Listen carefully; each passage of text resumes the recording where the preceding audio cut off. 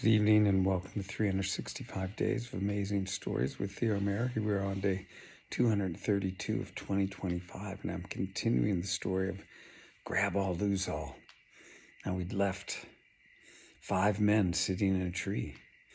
The constable hoping to arrest the farmer,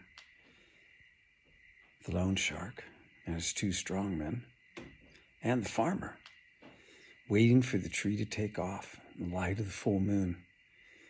They chit-chatted about this and that, and, well, no one really expected that tree to take off, not even the farmer. He was pretty sure that that was just a once-in-a-lifetime thing that had taken place, but suddenly, when no one was really quite expecting it, the tree began to shake, and it slowly lifted from the ground.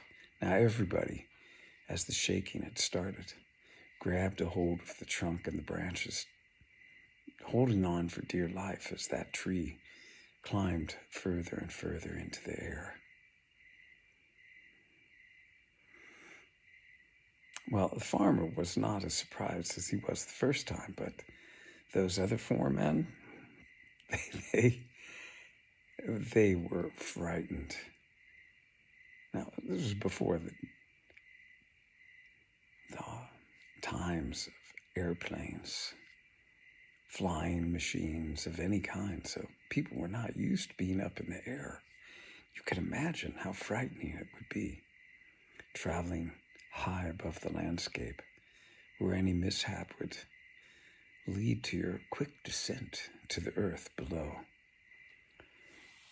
They hung on for dear life, and the tree did just as it had done before, traveling over terrain that they knew well, and then traveling into some part of the world that none of them recognized, before it slowly descended and landed on the beach that was filled with gems. Now the farmer sat still on the tree. 4 other men hopped out of the tree. Each one had brought a sack, just in hopes that that tree did take off. Now down the beach they went, hunting for the largest and most precious gems they could find. One after another, they put it into their bags. And they went further and further down the beach and away from the tree, and you might already think you know what's about to happen. The farmer, he got down off that tree as he had before. This time, he tied one end of his turban to a tree branch.